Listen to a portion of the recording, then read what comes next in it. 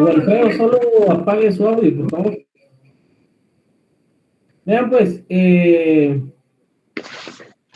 vamos a analizar, tal como les dije, el instrumento desde su generalidad y vamos a irnos a la especificidad. Entonces, para que lo tomen en consideración, hay ciertos aspectos que desgraciadamente en la práctica muchas veces se nos olvida ya sea porque nos es más fácil que nos trasladen minutas, nos es más fácil que nos pasen ya el documento o algo y pues nos convertimos en simples calificadores y olvidamos realmente el principio de redacción que y de creación, si lo queremos ver así, que nos lleva realmente a ser verdaderos notarios. En ese sentido, les puedo yo decir que tenemos muchas falencias que al final pues se convierten en simples discusiones en juzgados, pero que afectan a nuestros clientes. Entonces, hay Orlando Pineda que está allá dentro de una, ¿qué es esa? Una nave espacial. Está bueno, entonces, vean pues. Hay que sentirse joven, Lick. Exacto, eso se lleva internamente. Vean pues, yo les tengo acá un pequeño documento. Estos, ¿desde dónde vamos a partir? Les hubiera presentado una general, pero desde acá les voy a dar la generalidad y de una les voy a empezar a ir complicando la situación en cuanto al contrato inicial que ustedes ya conocen. Y les puedo dar, y les voy a dar otro conjunto de situaciones. Entonces, con relación a la primera lectura, ustedes recordarán, cuando yo les pedí que faccionaran, si quieren van enumerando y me dicen ustedes si efectivamente lo tenían así o no lo tenían así. Y van ustedes anotando sus dudas y si no, por favor, pregunten. A mí no me importa que interrumpan, pero eso sí, traten de que sea exactamente sobre el término duda, sobre lo que estamos viendo. ¿Por qué? Porque en base a esto nos va a permitir que todos vayamos retroalimentando y aprendiendo lo que es ya la práctica.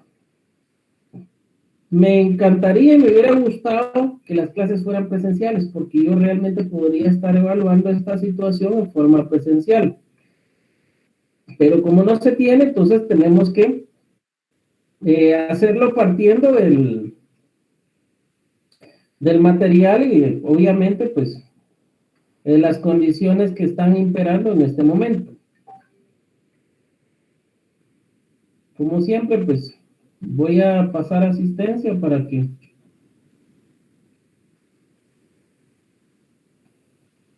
Ok, listo. Entonces, la escritura, ¿se recordarán ustedes cuando iniciábamos a faccionar el instrumento público que hablábamos del orden en los instrumentos? Y al principio, pues el número no hacía falta que indicara el término como tal, sino solo se plasmaba el número de sí, es decir, 1, 2, 3, 4, 5. Como pueden ver ustedes ahí, solo estoy mencionando el número. Alguien me dirá, mire, Lick, ¿lo puedo poner solo en mayúscula? Sí, lo puede consignar, pero lo que no es correcto es recaer en el abuso de mayúsculas. O sea, yo preferiría que mejor sigan las reglas de la Real Academia Española. Si solo la primera debe ir mayúscula, solo la primera. No hay razón realmente para que se abuse de las mayúsculas. Como ven ustedes ahí, estoy utilizando las letras y estoy utilizando también los números entre paréntesis. Entonces, por regla general, todo debe de ir escrito en términos reales, es decir, no vayan ustedes a abreviar y si utilizan números, estos deben de ir entre paréntesis, por ejemplo. Casitas, sociedad anónima, casitas, sociedad anónima, no casitas SA, porque quizás pueda pasar el primer filtro o el instrumento puede pasar algún filtro en alguno de los registros, pero no va a pasar en todos, y esto puede traerle complicaciones a sus clientes. Ya he visto varios abogados inclusive peleando en el Archivo General de Protocolos porque no les han aceptado eso, porque están prohibidas las abreviaturas. Entonces, como pueden darse cuenta ustedes ahí, se indica lugar y fecha. Primero, municipio, departamento de Guatemala, y obviamente la fecha, 10 de septiembre del año 2021. ¿Qué error hay ahí? ¿Quién me puede decir? El número dice 10 y tiene 1 en paréntesis. Ah, no, ahí no hay ningún problema, está bien, porque ahí no está, o sea, el término numeración, en dado caso afectaría si fuera diferente. Recuérdense que se está dispuesto a lo que está en letras y no a lo que está dentro de paréntesis. Ahí no hay problema. Pero hay un error dentro de lo que acabo de leer. ¿Cuál es? La vez pasada lo indiqué. Que menciona el año. Exactamente. El 10 de septiembre de 2021. En este caso, el día de hoy, si fuera el día de hoy, 27 de julio del 2022. Ya se sabe que la fecha está compuesta por día, mes y año. Ahí no hay ningún problema. El nombre del notario, pues si en dado caso ustedes lo quieren remarcar, pues lo remarcan. No hay una obligación que les indique que debe ir resaltado, entonces no se pondrían ustedes en ninguna complicación legal. Es común que se resalte porque cuando se está calificando el instrumento, sobre todo para los calificadores registrales, ellos sí están viendo eso, entonces para ellos el que esté resaltado les permite ubicar fácilmente el nombre del notario. Por una parte, pueden ustedes, sí, Joel. Licenciado, el error puede estar en el primer compareciente donde dice de este domicilio, tal vez. ¿Cómo así? Si el error está tal vez en donde no establece, solo dice este domicilio, de este domicilio, no sé si será eso un error. Ah, ok. Vean pues, si yo estoy indicando el lugar y fecha arriba, en la parte superior, en la primera línea del instrumento público, veámoslo de esta forma. En el municipio de Guatemala, departamento de Guatemala, ya ahí estoy indicando el domicilio, en qué domicilio está constituido el notario, departamento de Guatemala. El domicilio es la circunscripción departamental, en ese sentido, ahí vamos bien. Después, cuando se identifica la primera de las partes, el señor, acá tienen ustedes que tener presente, no es que sea erróneo, pero es común que los instrumentos pues se consigne mejor solo el nombre y no se indique si es señor, señorita, o pues hay quienes le dicen, mire, por favor no me ponga señora, yo soy viuda, o no me ponga señor, yo todavía soy joven, o dígame, póngame señorita. Entonces, para evitar esas discusiones, mejor se consigna solo el nombre. La edad, de 40 años de edad, yo ya les dije que, pues, a pesar de que el código ya estipula los elementos de individualización, es importante que en esa parte específicamente sí se haga de forma detallada para evitar alguna complicación de que alguien vaya a querer sorprender a un juez si en dado caso el instrumento fuera impugnado por alguna situación de que no se consignó la edad. Entonces, de 40 años, ¿40 años de qué? No de vivir en un lugar, sino 40 años de edad. Casado, guatemalteco, ingeniero agrónomo. Ya les dije, el primer nombre, el primer compareciente, ¿cuál va a ser? El vendedor. Blancanieves. El nombre, primer compareciente. Blancanieves. Blancanieves. ¿Cuántos enanitos tenía? 7. Entonces, ¿cuáles eran los nombres de esos enanitos? Blancanieves, obviamente, tiene edad, estado civil, nacionalidad, profesión u oficio. Pues pongámosle que el nombre en sí, pongámoselo Blancanieves. Entonces, Blancanieves y los 7 enanieves, ahí aparece el nombre, la edad, el estado civil, la nacionalidad, profesión u oficio, domicilio, ¿qué más? La identificación, ¿sí? ¿Y qué más? DPI. ¿Cómo? El DPI, el documento personal. ¿Y cuál sería el otro elemento, el otro enanito? El elemento personal. el elemento personal. Entonces tiene que subrayar ahí. Algunos instrumentos o algunos documentos notariales no van a llevar elementos personales, pero ustedes tienen que estar en entendido que eso les va a obligar a que en algún momento, por ejemplo, el elemento personal lo vayan a tener que, ustedes van a tener que denominar a la persona o a las partes en cada una de las cláusulas, tal como están. No solo indica, el elemento personal no solo indica quién se va a referir durante el instrumento público, sino les va a evitar que estén plasmando el nombre completo en cada una de las cláusulas. Primera situación, la edad comprende los años que tiene la persona, que tiene el compareciente. Lo que no es válido es la consignación de mayor de edad. En cuanto al estado civil, o es soltero o es casado. No existe el término viudo. O, por ejemplo, yo vi un instrumento que en una de las composiciones indicaba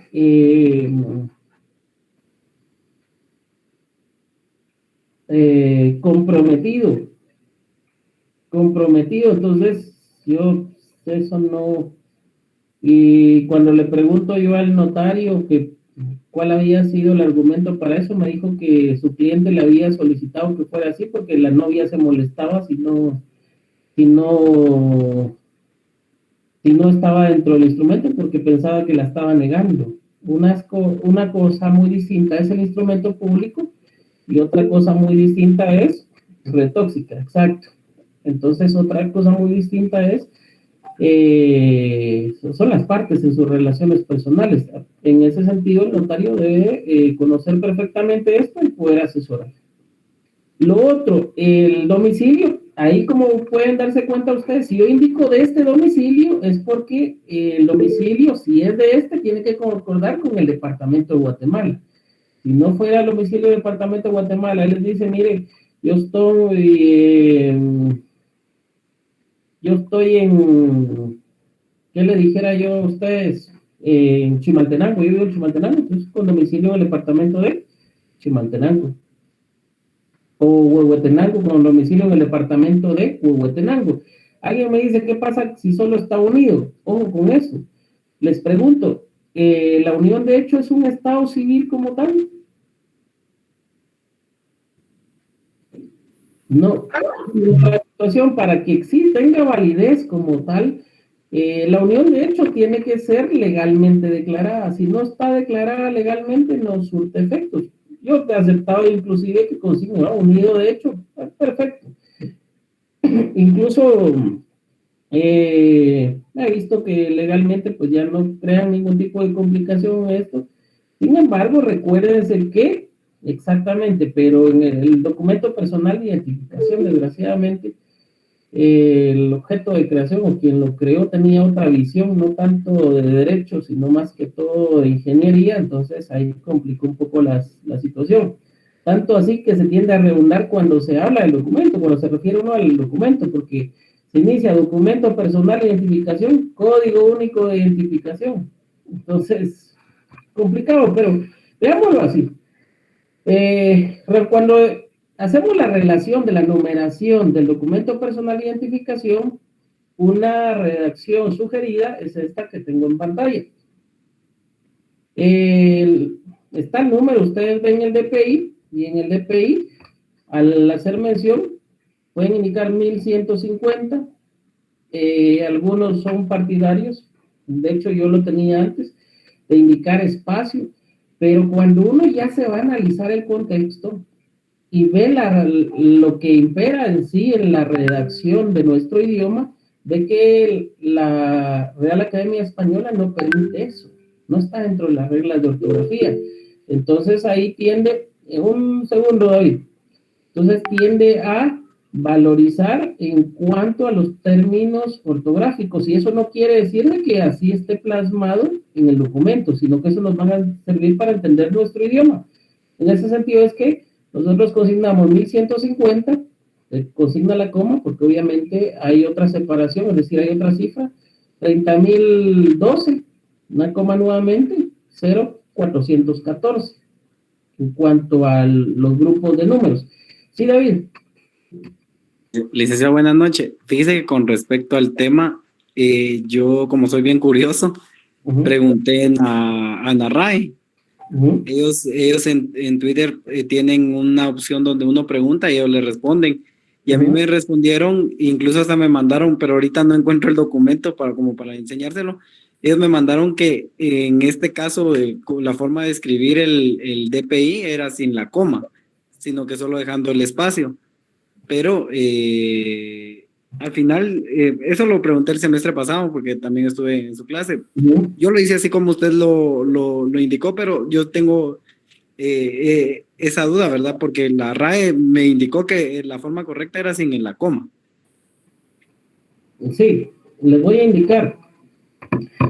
La Real Academia Española, yo no sé cómo planteó usted su pregunta, pero cuando uno va a separar grupos de números, recuérdense que cuando hay un espacio, uno va a hacer una pausa para poder continuar, o sea, no va a indicar, por ejemplo, en este caso, 1150, 30.012, 0414. Si yo no pongo, por ejemplo, ahí, aunque yo no quiera, tengo que hacer una separación, un pequeño silencio, para poder continuar en cada grupo. Pero, por ejemplo, si yo no plasmo la coma, entonces, por regla ortográfica, yo tendría que pronunciar la totalidad de los dígitos. Entonces, voy a partir ahí y voy a dividir de 3 números, de 3 en 3, para empezar a ver dónde están el mial, los miles, los millones y todo eso. De esa forma yo tendría que pronunciar la cantidad completa. Entonces no tendría yo ninguna separación. La coma lo que hace es darme la indicación de que yo voy ordenando eso por grupos. Es decir, yo leo, aunque yo no, si yo soy de, por ejemplo, viniera alguien acá de Ecuador, manejamos el mismo idioma, y yo le doy una copia del documento, o solo se la dicto, él va a entender al momento de leerla, de que hay una coma ahí. Entonces, cuando él me transcriba, si yo le estoy leyendo así 1150, él, por costumbre ortográfica, me va a plasmar con coma esa separación. Es por ello. Si no existiera la coma, las reglas de acentuación me obligarían a pronunciar todos los dígitos en un solo sentido, es decir, una sola voz. Ese es el problema. Entonces, yo no sé cómo planteó usted su pregunta. Ahí les voy a pasar yo algunas cuestiones que tengo y a ver cuál es la respuesta que está efectivamente, y donde la RAE responde sobre eso también. Pero yo les sugeriría a ustedes, ustedes pueden tener razones, pero por redacción, por eso les decía desde el inicio, es una redacción sugerida el que ustedes puedan redactarlo así, porque en la práctica les puede traer inconvenientes. Alguien me decía, mire, que si yo pongo espacios, número 1150, espacio 30.012, espacio 0414, perfecto, no hay ningún problema, pero yo sí voy a calificar que por lo menos respeten la redacción sugerida. Si en la práctica u otra situación ustedes van a redactar así, pues lo pueden hacer, no hay ningún inconveniente. O inclusive usted me dice, mire, yo lo voy a redactar sin la coma. Pues un poquito ver que usted separe, no utilice la coma, porque pues no hay una regla ahí que permita que usted lleve un espacio de voz, que pueda guardar un silencio. Entonces, pero es redacción personal que usted ya en la práctica podrá llevar. Sí, Orlando. Dice Lee que ahí donde yo trabajo se hacen autos y la redacción es así con coma, pues. 150.000, 30.000, y así, y entre paréntesis siempre se deja ese espacio también. Exactamente. exactamente por lo mismo, porque si no, por lo menos en el lenguaje que nosotros tenemos, ¿cómo vamos a entender que específicamente esa sea la redacción? En otros países, pues también se va siguiendo eso, no he visto que haya cuestión de espacio, en otros, aparte que en otros países no tienen el documento como nosotros lo tenemos, sino todavía siguen teniendo un documento nacional de identificación, o la cédula, incluso en algunos lugares, y eso ya es diferente, ¿verdad? Pero mientras tanto yo les sugeriría que nos adecuáramos a esto. Ya tenemos los elementos, ya sabemos que obviamente identificamos al compareciente y llegamos al elemento personal, es decir, al contrato en sí. ¿Cómo vamos a saber qué elementos son? Va a depender del contrato. Si es una donación, donante y donatario. Si es una compra-venta, vendedor y comprador. Si es una permuta, obviamente ahí van a ser permutantes. ¿Ya? No hay para dónde. ¿Qué va a variar acá? Si se dan cuenta, las dos personas están individualizadas. Acá estamos ante una obligación de forma sencilla, entre un vendedor y un comprador. Pero ¿qué pasa si son dos vendedores, son tres vendedores o cuatro? Veamos en el caso de un bien inmueble que esté en copropiedad y todos vayan a vender sus derechos dentro de ese mismo instrumento público. Es decir, todos son copropietarios ahí. Son propietarios de una pequeña parte alícuota. Entonces ahí van a comparecer todos y van a consignar un solo elemento personal, es decir, que en los sucesivos se les denominará como los vendedores. Entonces ya no van a mencionarlos a todos, sino solo van a mencionar el elemento personal. Eso les va a evitar mucha complicación en el cuerpo del instrumento público. ¿Quién más hacía una pregunta por acá? Me quedó la duda, ¿se pone entre paréntesis el número de DPI o no? Eso va a ser opcional. ¿Sí? Lo del número de DPI, si ustedes lo quieren consignar entre paréntesis, perfecto. Si no, pues no hay ningún problema, no van a tener ninguna complicación. Ok, ¿qué más tenemos nosotros acá? Bueno, la representación, ya vamos a ver las representaciones por aparte, pero ahorita, por ejemplo, vamos a ver el caso de un mandato, por ejemplo. Ya cuando lleguemos a los contratos de gestión vamos a ver el mandato en sí. Ahorita lo que me interesa es la representación como tal. Si alguien actúa como mandatario, si fuera una compraventa, ¿qué tipo de mandato debe tener él? ¿Qué documento les va a presentar para poder ejercitar esa representación como tal? ¿Sí, David? El mandato de representación legal con... se me olvidó. Mandato cláusula especial. Con cláusula especial, sí, especial iba a decir. Ya es un contrato de representación. ¿Pero cuál es? ¿General o especial? Es especial. Especial. ¿Puede ser un general? También, jefe. Sí, ¿de qué forma sería?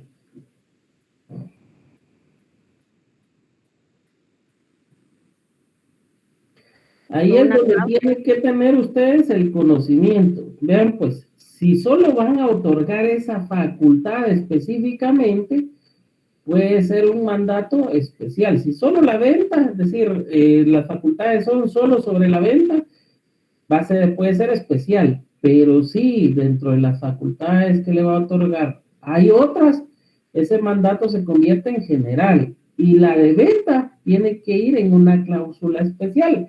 Eso es lo que refiere directamente, lo que refiere la ley al indicar que el mandato general requiere para poder enajenar una cláusula especial, es decir, que esa facultad de venta vaya directamente en una cláusula especial, no dentro de todas las disposiciones del mandato, sino que las generales estén fuera y la especial de venta, de la de enajenación, esté fuera, ¿sí? Entonces, podría ser un general, pero si se otorga dentro de ese general la facultad de enajenar, esta debe de ir en una cláusula especial. Ahora bien, si solo es la venta, sí puede ser un mandato general. ¿Qué tipo de mandatos hay en Guatemala? No vayan a equivocar eso, solo hay general y especial. Y alguien me dice, licenciado, y el general con cláusula especial, ese no es mandato. Ahí lo que dice la ley es que el general, si va a otorgarle facultades de venta, de enajenación en un general, esa facultad debe ir en una cláusula especial, pero no es que cambie el modelo del mandato, ¿sí? Ahora bien, puede ser que alguien me indique, mire, licenciado, y el proveniente del extranjero o es especial o es general. ¿Por qué? Cuando viene, ustedes verifican las facultades otorgadas al mandatario y al calificarlo, ustedes deciden si va a ser general o es especial y así lo presentan ya protocolizado al registro de poderes para su debida inscripción, ¿sí? Porque así van a pagar también el impuesto, entonces tiene que ver. Así el nombre del mandato venga como mandato administrativo, poder administrativo. Ustedes lo califican y ya le otorgan la denominación con relación a la ley. Las representaciones, pues solo para que lo tomen en consideración acá. Vendedor, comprador, y nos vamos a ir a lo que indica directamente el artículo 29. Y veamos algo muy importante acá. El artículo 29, cuando hace mención de identificar obviamente a los otorgantes y todo lo demás, el inciso quinto indica razón de haber tenido a la vista los documentos fehacientes que acrediten la representación legal de los comparecientes en nombre de otro. Eso es solo si alguien actúa o alguna de las partes o partes actúa en representación de alguien más. Acá se escapa el caso de los gestores de negocios. Ellos no tienen un documento, sino solo actúan de buena voluntad. Ya vamos a ver la reacción para ellos en particular. Si hubiera una representación ahí, es decir, el vendedor, exactamente, el vendedor actúa en representación de alguien más, si lo hace por mandato, se tiene que indicar por medio de que actúa. Lo otro, si lo hace por medio de, por ejemplo, un representante legal de una empresa, un gerente general y representante legal de una empresa de bienes raíces, si le han otorgado, si en este caso la asamblea, si fuera una sociedad anónima, le ha otorgado las facultades para que él pueda comparecer y poder vender bienes inmuebles en nombre de la inmobiliaria, pues obviamente deberá acreditar esa representación. Entonces, tienen que ver eso también. Ok, describiendo, indicando lugar, fecha y funcionario notario que los autoriza. Eso ya, la representación, en cada una de las partes, si está representando a alguien más, deben de tomar en cuenta no solo representación que acredita con testimonio de la escritura pública número tal y tal, autorizada por la escrita notaria o el notario tal y tal, el municipio de Guatemala, departamento de Guatemala, el 5 de febrero del año 2021. Ok, hará constar que dicha representación es suficiente conforme a la ley y a su juicio para el acto de contrato. Una de las redacciones sugeridas, y esto es por técnica notarial, es que para evitar hacerse en cada una de las partes, porque ustedes identifican al vendedor y después al comprador, yo he visto que algunos notarios dan fe que esa representación, a pesar de que no llevan los dos representación, pero ellos vienen y dan fe en cada una de las partes, que tuvieron a la vista la representación y que es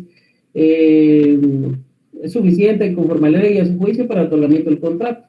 Entonces, pues es válido, pero algunos lo hacen al final de acreditar o individualizar a los comparecientes. También es válido. Lo normal es que lo hagan acá para evitarse tanta situación, porque si solo hay una representación, pues vale para ese. Si hay dos o tres, vale para los que la tengan, no hay ningún problema, no hay necesidad de estar repitiendo eso dentro del instrumento público. Entonces ahí podría ser,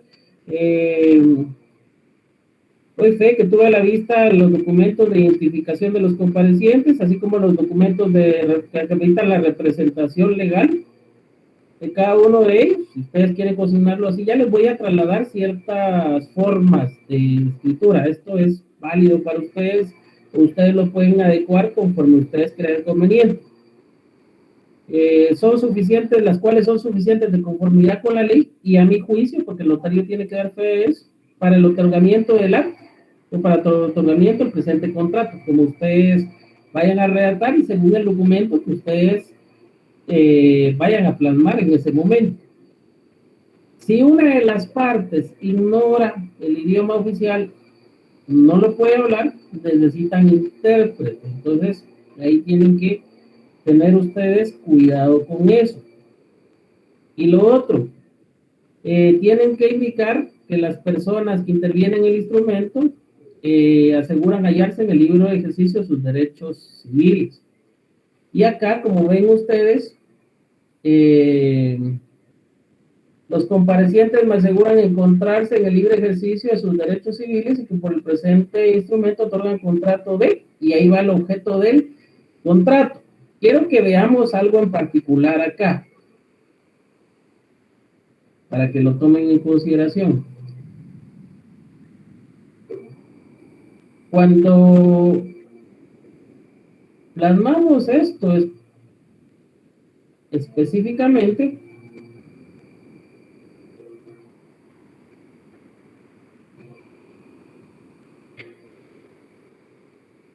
ok, algunos notarios como redacción convienen en plasmar los comparecientes, declaran o manifiestan encontrarse en el libre ejercicio de sus derechos civiles, no hay ningún inconveniente. Hasta ahí vamos bien. Hay otra de las formas, los comparecientes declaran bajo juramento estar en el libre ejercicio de sus derechos civiles y que por el presente instrumento otorga el contrato de. Hasta ahí ya se la complicaron, porque están haciendo que los comparecientes declaran bajo juramento. ¿Está mal o está bien? No está mal, está bien. ¿La ley lo solicita así? No lo está pidiendo, solo indica la fe de conocimiento de las personas que intervienen en el instrumento público y de que los comparecientes aseguran hallarse en el libre ejercicio de sus derechos civiles. Entonces, ¿cuál sería la redacción si seguimos la ley? Si seguimos la ley, como está indicando la fe, entonces doy fe de que los comparecientes me aseguran hallarse en el libre ejercicio de sus derechos civiles. Hasta ahí, sin tanto problema, solo estamos siguiendo la ley. Entonces, si seguimos la ley, la redacción correcta debería ser, doy fe que las personas, que los comparecientes me aseguran hallarse en el libre ejercicio de sus derechos civiles. Algunos notarios de que los comparecientes me aseguran ser de los datos de identificación personal antes consignados, está bien, no hay ningún problema. Los comparecientes, doy fe que los comparecientes declaran bajo juramento que son de los datos de identificación personal antes anotados o antes consignados, se encuentran en el libre ejercicio de sus derechos civiles, y que me aseguran hallarse en el libre ejercicio de sus derechos civiles, y por el presente contrato otorgan, y ahí va el objeto. Redacción. Al final, lo que se busca es la técnica, pero si seguimos la ley, lo importante es no salirse de ella para no tener ningún inconveniente que nos vayan a suspender el instrumento público. Entonces acá, lo correcto debería ser, doy fe de que los comparecientes me aseguran hallarse en el libre ejercicio de sus derechos civiles y que declaran bajo juramento. Si ustedes quieren tener mayor certeza y evitarse, es que yo no estoy seguro porque el DPI estaba algo quebrado o algo, y que declaran bajo juramento que se identifican con los documentos, o que los documentos de identificación con los cuales se identifican son los que legal y físicamente le corresponden en su respectivo registro, en su respectivo registro, si ustedes lo quieren ver así para no estar redundando tanto, o ustedes ya manejan una forma que les dé seguridad a ellos, pero también que les dé seguridad a ustedes de que no les vayan a estar dando otra información que no es la real, ¿sí? Ok, hasta ahí estamos bien. Esa es la parte que ustedes conocen de todo instrumento público, la que ustedes aprendieron en Derecho Notarial 2 y la que ustedes van a seguir guardando hasta acá, hasta el momento que yo les empiece a complicar un poco esto. Objeto del contrato. Si fuera una compraventa normal, sería compraventa de bien inmueble. Ahí tienen que indicar ustedes, de conformidad con la guía registral, si es urbano o es rústico. Entonces, en este caso, ustedes deben de calificar y ver qué tipo de inmueble es el que van a consignar en venta. Normalmente, cuando ustedes ven la inscripción registral, ven la certificación al registro, ahí les indica urbano, rústico, y entonces solo siguen ustedes eso, es más factible. Ya vamos a ver ciertas inscripciones. En este caso, compraventa fracción de bien inmueble urbano de conformidad con las cláusulas siguientes. Por un distinguido maestro, algunos suelen consignar cláusulas escriturarias. No está mal, está bien, porque cuando leemos el artículo 34 del Código Notarial, no es preciso que el notario exprese que da fe en cada cláusula escrituraria, ahí encontramos el fundamento, pero tampoco, si no lo consignan, no hay ningún problema. ¿Sí, David? Perdone, en este caso, que es una desmembración, por ejemplo, esa desmembración todavía no tiene número de finca y folio. Se coloca la de la finca matriz y ya después del registro le coloca su propia finca y folio, o no sé si así es. Ya vamos a llegar a eso, ya vamos a llegar a eso. Continuemos. Solo sigan la lectura y ahí van a encontrarle la respuesta a esa pregunta. Si ven ustedes en la cláusula primera, yo no estoy abusando de las mayúsculas, sino solo la primera mayúscula y lo demás, pues, minúscula. ¿Manifiesta quién? Ahí el señor, obviamente yo ya les dije que eso queda a discreción de ustedes, pero yo, por técnica notarial, normalmente no lo consigno porque puede ocasionar problemas con las partes. Que es único y legítimo propietario del inmueble consistente en lote de terreno. Legalmente, ¿qué está de más ahí?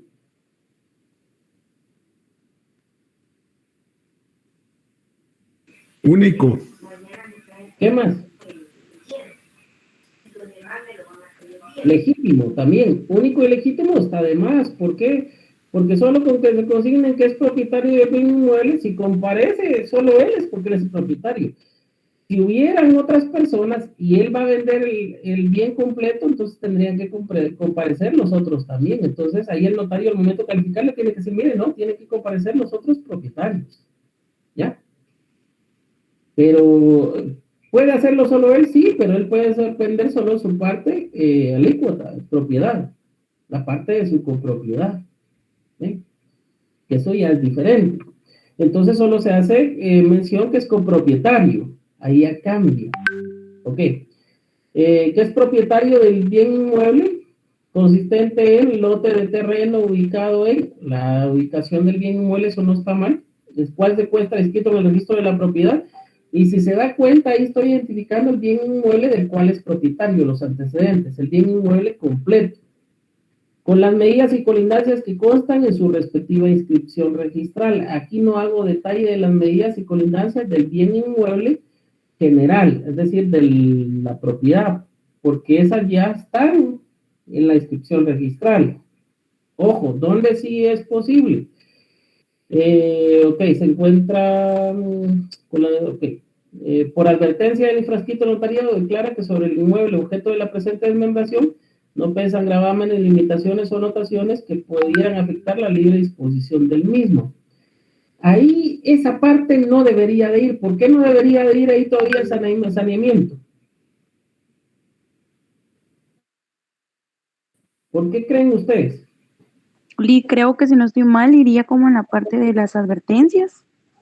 Exactamente, las advertencias, pero ojo, todavía no hay desmembrado nada. No se ha hablado de la desmembración, de la fracción que se va a desmembrar, entonces todavía no puede decir que esa parte no tiene ninguna anotación ni nada, porque no hay ninguna parte que se haya desmembrado hasta ahí. Tiene que darle lectura, y conforme a la lectura, los antecedentes, pues están bien. Solo esa parte está de más. ¿Por qué está de más esta partecita? Miren, pues, la razón es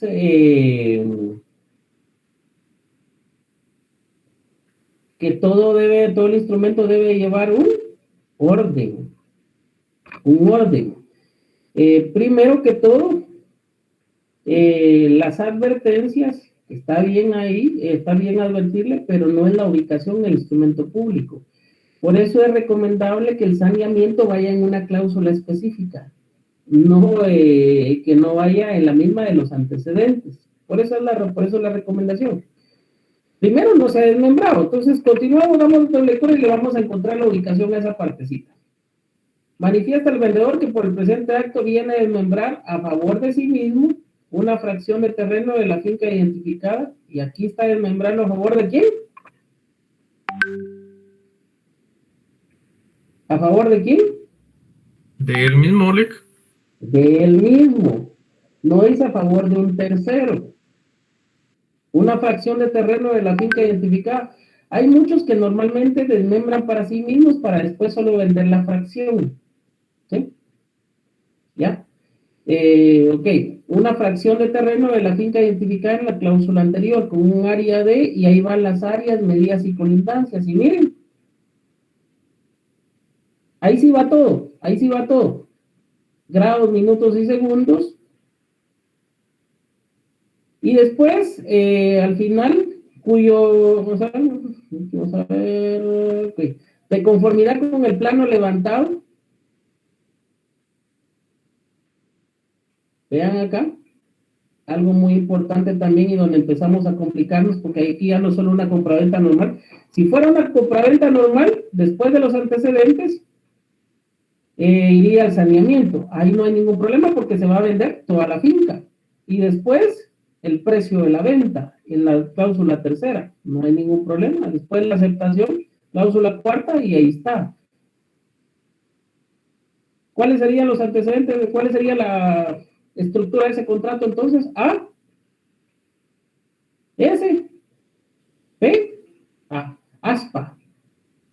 ASPA, ese sería su código integral de una compraventa, ASPA. Bajo el código ASPA, ustedes saben que la primera cláusula va a ser antecedente, la segunda saneamiento, la tercera precio y la cuarta la aceptación, y ahí ya tienen el cuerpo del instrumento público. ¿Qué varía acá? Que aquí es una desmembración, entonces se altera el orden, Ya estamos en este plan, entonces ya sabemos que hay los antecedentes, pero todavía no podemos llegar al saneamiento porque no vamos a vender toda la finca, sino la fracción. Entonces, ¿qué necesitamos ahorita? Desmembrar. Ya tenemos esto acá, vimos la nueva finca, con el plano levantado, obviamente, obviamente ese plano normalmente queda en el testimonio, pero muchos, y es lo que solicitan acá, es que el plano se protocolice también. Que el plano se protocolice, es decir, que quede en el protocolo del notario. Entonces tiene que haber una cláusula de protocolización. Pero ya vamos a llegar ahí. Se tiene que hacer constar de esas medidas, cómo las tuvimos, el área y todo. Y ven acá, está el detalle de eso, cuyo original formará parte del primer testimonio de la escritura pública. Ojo, del primer testimonio, es decir, de la copia que se va a entregar al archivo general, perdón, al registro de la propiedad. ¿Qué pasará? Ahí solo dice parte del testimonio, no dice pasará a ser protocolizado. Si se protocoliza, ya se entiende que va a quedar ahí. Es normal que se consigne que pase a ser parte únicamente del testimonio. ¿Por qué? Porque cuando se está calificando, el registrador está calificando, lo que va a ver es el testimonio que concuerde efectivamente con el plano original que está en el testimonio. No copia, sino plano original. Pues no hay ningún problema, está bien, pero puede ser que posteriormente el comprador si quiera que se esté protocolizado eso, no hay ningún problema. Ok. Solo hasta aquí se hace constar que se solicitó la autorización municipal, vean acá, de conformidad con la ley, la cual se adjunta al presente testimonio. Luego, acá, de una vez, se puede plasmar la aceptación. ¿Quién me lee esta parte? ¿Quién lee esta parte, por favor? Se hace con la autorización municipal de conformidad con la ley, la cual se adjunta al presente testimonio. El vendedor manifiesta que acepta la desmembración realizada en la cláusula anterior y solicita al señor registrador general de la propiedad se sirva a efectuar las operaciones respectivas, inscribiendo la fracción desmembrada como una nueva finca independiente, con todo cuanto de hecho y por derecho le corresponde a la misma. Exactamente. Ok. Las operaciones respectivas, inscribiendo la fracción desmembrada, eso lo tiene que hacer. No hay ningún problema. ¿Qué sigue después de esa parte, de esa cláusula? La cláusula tercera, ¿cuál debería ser?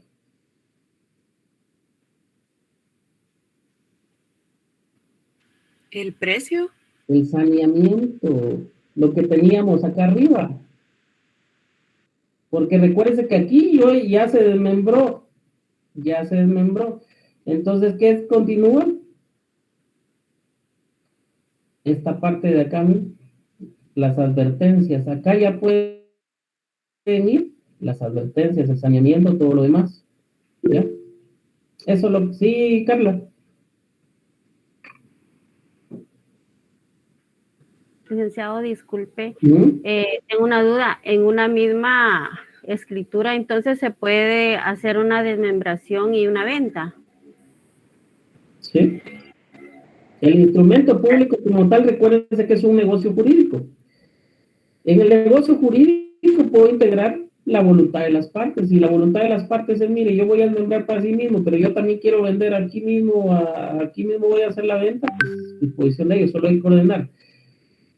Es mejor, si se va a desmembrar, que se desmembre a favor de alguien más, y eso ya sea, la desmembración como tal comprende la venta. Entonces, esa desmembración es común que se haga a favor de sí mismo al principio y después se realice la venta, ¿ya? Como tal, la venta de esa fracción. ¿Qué más cosas pueden ir en el instrumento público? Ya lo vamos a ver en mandatos también. Diferentes disposiciones. Por ejemplo, aquí solo estamos hasta acá. ¿Qué pasa si los vendedores me dicen, mire, licenciado, pero es que el vendedor, el comprador, fíjese que yo viajo la otra semana, ¿y qué pasa si el instrumento público tarda en que se opere?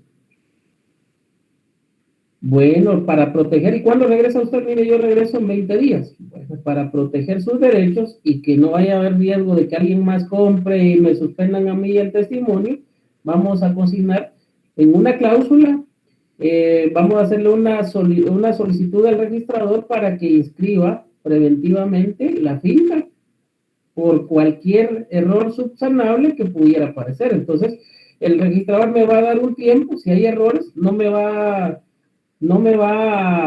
a no inscribir esa operación, sino me la va a inscribir preventivamente, y lo que me va a decir, mire, tiene que subsanar esto y esto, y le voy a dar un término para que lo haga. Si entonces ese término no lo hace, entonces sí ya se suspende definitivamente, ¿ya? Eso puede ir dentro del negocio jurídico. Ya vamos a llegar, ahorita todavía estamos viendo pincelazos, ya va a ver que van a tener una comprensión mayor después. Después viene el precio. Solo vean, continúa manifestando el vendedor que por este acto y por el precio de 100,000 quetzales exactos que tiene recibidos en este momento el contado y a su entera satisfacción, yo les recomiendo que no sean efectivos. Yo les recomiendo que no sean efectivos en la práctica. Mejor una transferencia bancaria debidamente confirmada y todo para no tener inconveniente, o cheque de caja, pero también bien identificado para que no haya problemas. Por su cliente, sobre todo. Vende la fracción de terreno membrana en este mismo acto A, ya, y ahí se realiza la venta. Y luego además una cláusula, aunque esa cláusula siento que está de más, podría ir dentro de una misma. En los términos relacionados, el comprador manifiesta que acepta la venta que por este acto se hace, ahí, ¿sí? Y que tiene recibida su entera satisfacción la fracción del inmueble objeto de este contrato. También, vamos ahí.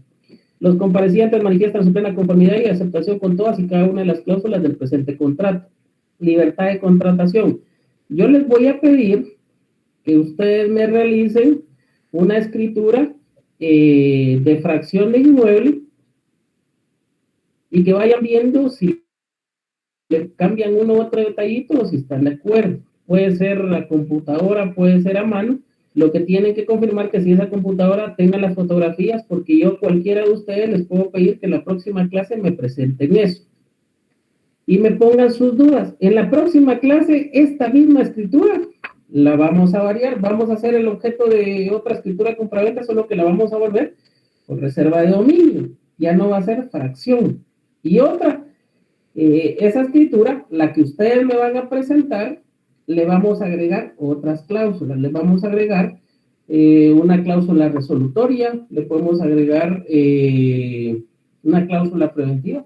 Y es más, podemos inclusive agregar una cláusula de protocolización, porque recuérdense que se puede protocolizar no solo por medio del acta de protocolización, sino también podemos protocolizar a través, el notario puede protocolizar a través de una cláusula. Es decir, que una de las partes le solicite que se protocolice el contrato, o ambas partes le solicite que se protocolice algún plano, el de la finca principal, pues está bien, también es válido. Y se protocoliza, es decir, en ese mismo instrumento. No hace falta que hagamos un nuevo instrumento de protocolización. Sí, Joel. Listo, una pregunta, no logré anotar así rápido. ¿El contrato es una escritura en una venta de fracción de un bien inmueble? ¿O no estoy mal? Ok. ¿Cómo así? No le escuché perfectamente, Joel. Que la pregunta era que el contrato que tenemos que nosotros hacer, ¿verdad? Esa escritura es una venta de una fracción de un bien inmueble, así como la que estamos viendo en clase. Como que si estuvieran viendo esto, pero yo la quiero redactada con sus propias palabras, que empiecen a utilizar la técnica notarial. Si ustedes le van a cambiar, mira, a mí no me pareció esto, pero yo considero que esto es bueno, que la redacten y vamos a discutir ciertos aspectos, pero ya revisando ustedes eso, de fracción de bien inmueble.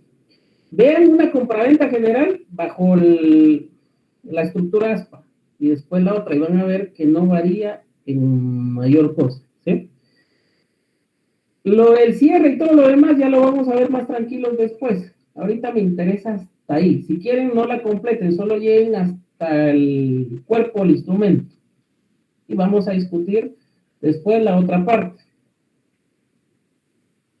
¿Estamos ahí? Clic. Va, perfecto. Entonces, el día de hoy no los voy a cansar tanto. Si quieren, pueden ponerse a redactar ya para no tener mayor complicación, o por lo menos para avanzar en este tiempo. Recuérdense que en este semestre va a ser práctica, entonces lo único que tengo yo es trasladarles esto para que ustedes a conciencia lo practiquen en casa. Por eso voy a tratar los días miércoles quizás de terminar tipo 8 para que ustedes en el más tiempo ya puedan dedicarse a trabajar y no cansarlos tanto en teoría, y que la próxima clase ya lunes y agarrar la full, viendo errores, viendo detalles para que nosotros podamos al final tener una clase autodidáctica y no cerrada. ¿Sí?